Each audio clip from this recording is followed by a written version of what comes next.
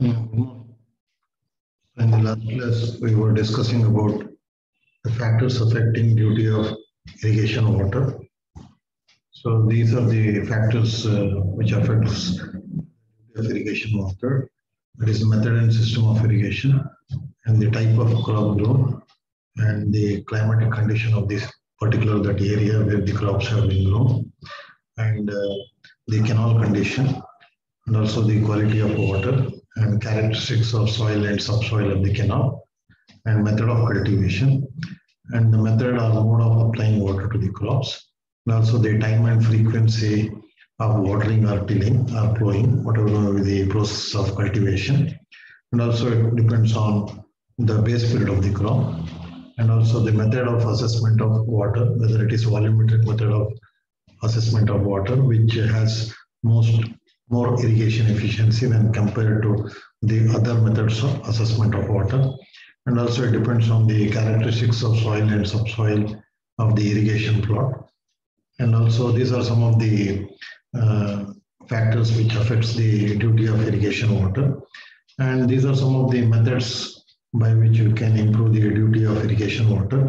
So duty means it is the irrigating capacity of a unit of water. Now, so in order to improve the duty of irrigation water, these are some of the recommended methods by which we can improve the duty of irrigation water. That means suitable method of applying water to the crops should be practiced or should be used.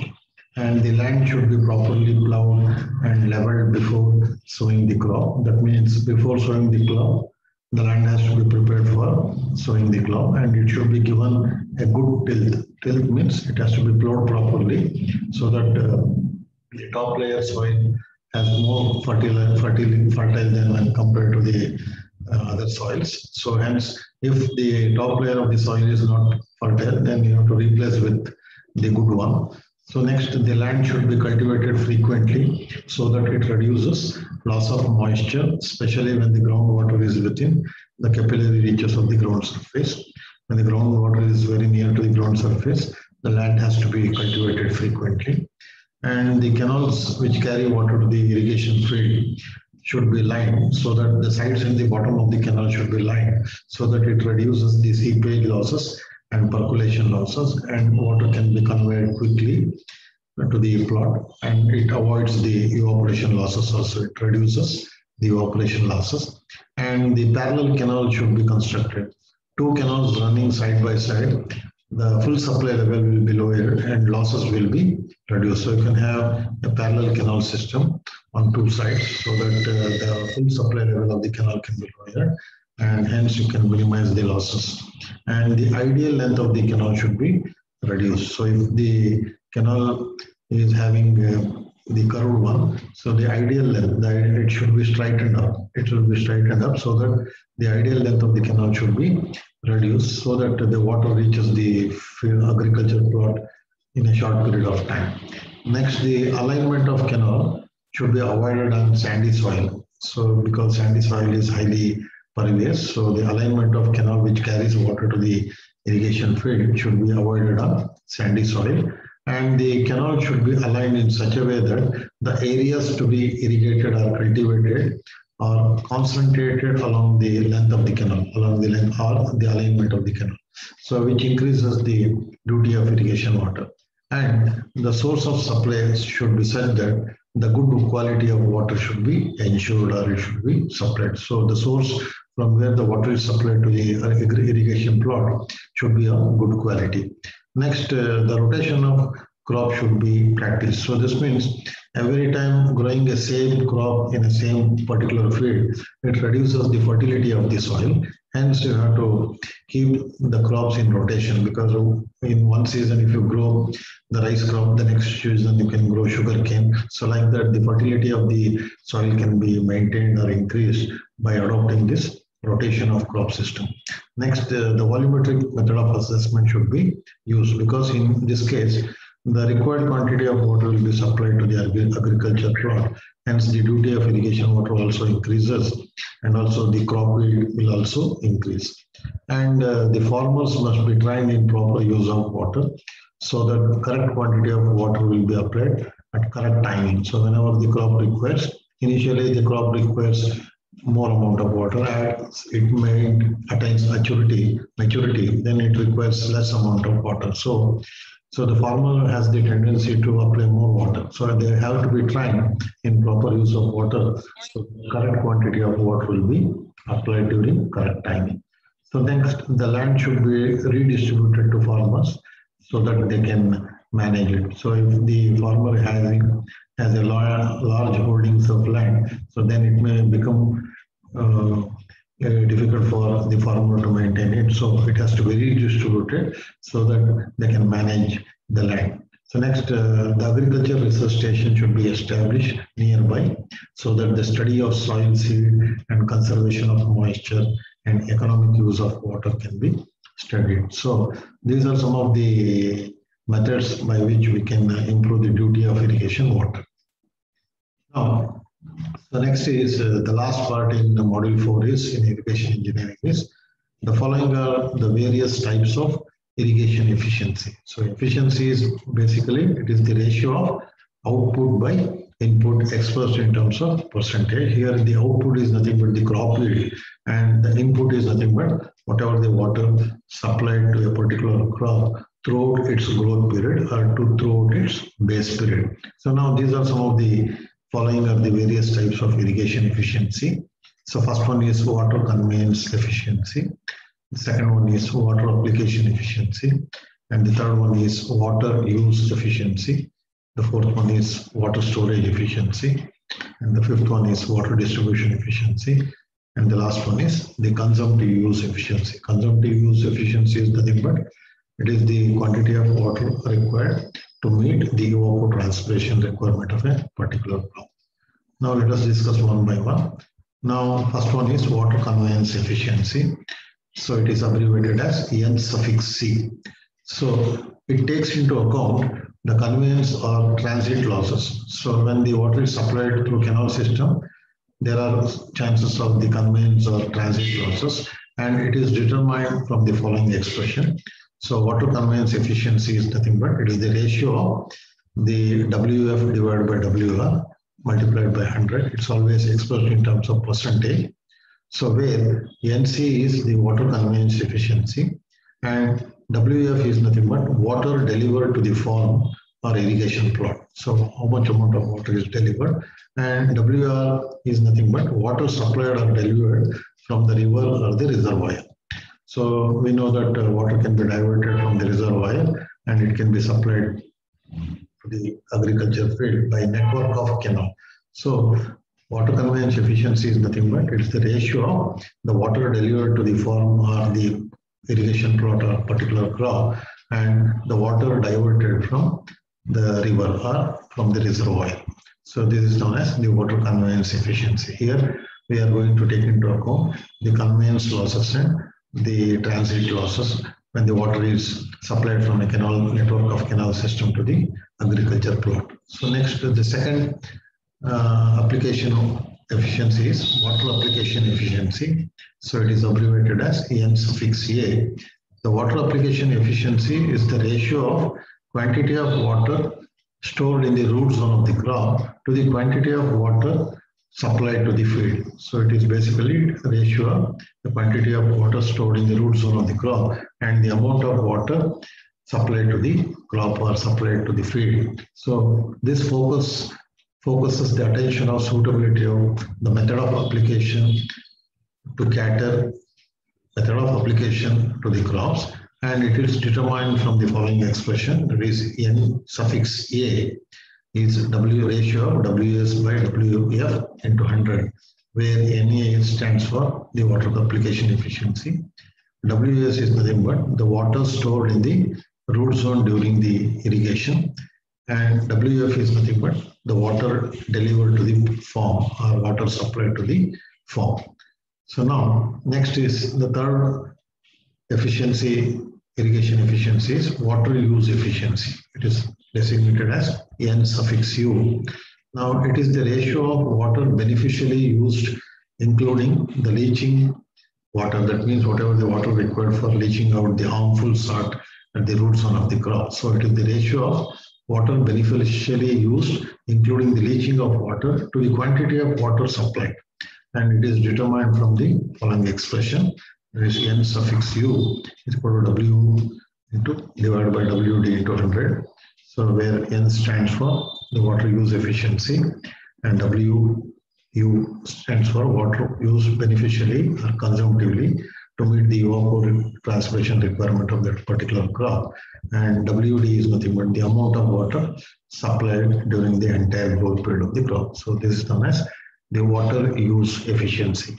So next is the irrigation efficiency is water storage efficiency. It is abbreviated as N suffix S. And the concept of water storage efficiency gives an insight to how completely the required water has been stored in the root zone during the irrigation, and it is determined from the following expression. That is, it's the ratio of Ws divided by Wn multiplied by 100. So where N suffix S is water storage efficiency, Ws is nothing but water stored in the root zone of the crop during the irrigation period, and Wn is the water needed in the root zone prior to irrigation. How much of water is needed in the root zone prior to supplying water to the crop. So this is known as the water storage efficiency, which is nothing but the amount of moisture stored in the root zone of the crop. And next is the water distribution efficiency. It is designated as, abbreviated as N suffix D. So water distribution efficiency, it evaluates the degree to which water is uniformly distributed throughout the root zone. So uneven distribution has many desirable results. The more uniformly the water is distributed, the better will be the crop response. So water distribution efficiency speaks about the uniform distribution of moisture throughout the root zone of the crop and throughout the entire base period of the crop. So it is determined from the following expression. So ND is equal to 100 minus 100 into 1 minus Y by D, where ND is nothing but the water distribution efficiency. Y is nothing but the average numerical deviation in depth of water stored from the average depth stored during irrigation. So this is nothing but the numerical deviation, that is the difference in the depth of water stored and the average depth stored during the irrigation. So that is given by the value Y. And D is nothing but the average depth of water stored during the irrigation. That means how much amount of water is consumed by the crop to meet its, how much depth of water is consumed by the crop to meet its evapotranspiration requirement. So the efficiency provides a measure for comparing various systems or method of water application. So sprinkler compared to the surface one, sprinkler system compared to the other system, or one surface method compared to other surface method. That means basically the efficiency of irrigation water mainly depends on the method and type of applying water to the particular crop, whether it may be a surface irrigation method, or it may be a subsurface irrigation method, or it may be sprinkler irrigation method, or it may be lift irrigation method, or it may be the drip irrigation method. So next, consumptive use efficiency. The last one under irrigation efficiency is consumptive use efficiency. So it is given by this expression, where WCU or CU is nothing but the normal consumptive use of water, that is the quantity of water consumed by a particular crop to meet its evapotranspiration requirement. And WD is nothing but the net amount of water depleted from the root zone of the soil. So how much amount of water is consumed by a particular crop to meet its evapotranspiration requirement. So the efficiency therefore evaluates the loss of water by deep percolation and by excessive surface evaporation following an irrigation method. So efficiency is basically it is the ratio of the output. Output is nothing but the crop yield divided by the amount of water supplied throughout the base period or throughout the growth period of a particular crop. So these are the irrigation efficiencies. That is, one is water conveyance efficiency, second one is water application efficiency, third one is water use efficiency and water storage efficiency, water distribution efficiency, and consumptive use efficiency. So next is the field irrigation requirement. So now determining of irrigation requirement of particular crop. So in order to determine the irrigation requirement of certain crop during its base period, the following terms are generally used. So first one is the effective rainfall. Effective rainfall is that part of the precipitation falling during the growth period of a crop that is available to meet the evapotranspiration needs of the crop. So whatever the rainfall that happens during the growth period of a crop to meet its evapotranspiration requirement is known as the effective rainfall. Next, consumptive use irrigation requirement. So it is abbreviated as CIR. So consumptive use irrigation requirement is defined as the amount of irrigation water that is required to meet the evapotranspiration need of the crop during its entire growth period. So CIR is equal to whatever the consumptive use requirement minus the effective rainfall. So whatever the precipitation that has taken place during the growth period of the crop, so which will determine the consumptive irrigation requirement of a particular crop. So it is given by this expression CIR is equal to CU minus RE, where CU is the consumptive use of water. Next is the net irrigation requirement. So it is abbreviated as NIR. So net irrigation requirement is defined as the amount of irrigation water required at the plot to meet the evapotranspiration needs of the crop as well as other needs such as leaching, etc. So this leaching means the amount of water required to remove the harmful salts at the root zone of the ground. So when you supply the irrigation water, some harmful salts will be accumulated at the root zone of the crop. So net irrigation requirement is the total amount of water required to meet the irrigation requirement, that is the consumptive use of that particular crop, and also the additional water required to leach the harmful salt. So it is known as the net irrigation requirement. So here net irrigation requirement is the amount of water required for the evapotranspiration requirement minus the effective rainfall plus the water lost in deep percolation for the purpose of leaching. So next is the field irrigation requirement. So it is abbreviated as FIR. So field irrigation requirement is the amount of water required to meet the net irrigation requirement plus the water lost in percolation in the field. In the percolation in the field water course, that means whatever the conveyance losses that takes place when the water is supplied through a network of canal system. So field channels and in the field application of water. So if NA is the water application efficiency, we have, so the field irrigation requirement is nothing but it is the ratio of the net irrigation requirement and the water application efficiency. So it is basically the ratio of net irrigation requirement divided by the water application efficiency. Next, the gross irrigation requirement. So the gross irrigation requirement is the sum of water required to satisfy the field irrigation requirement and the water lost as conveyance losses in the distributaries up to the field. So if NC is the water conveyance efficiency, so here it is not NA, it is N suffix C. If NC is the water conveyance efficiency, then the gross irrigation requirement will be nothing but the field irrigation requirement divided by the water conveyance efficiency. So these are the irrigation requirements of a crop, that is the effective rainfall, the consumptive irrigation requirement, and the net irrigation requirement, the field irrigation requirement, and the gross irrigation requirement. So this completes the model 4. So tomorrow we shall work out numerical problems on the duty and delta of water. So tomorrow 9:20 you have my class. So we shall work out some numerical problem relating to duty and delta of irrigation water. So hence today I'll be ending up the class. So tomorrow we shall meet again. So I think tomorrow is the last day for submission of the first assignment. So please submit on time. So anyway, we shall meet tomorrow. So I'll be ending the session. So this completes module 4.